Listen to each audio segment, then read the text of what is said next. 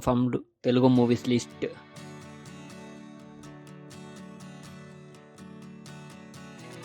Annamalai December 12న release అవుతుంది.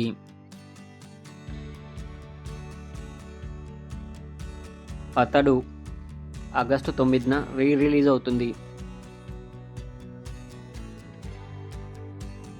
Bhairavam June 27న జీ5లో streaming అవుతుంది.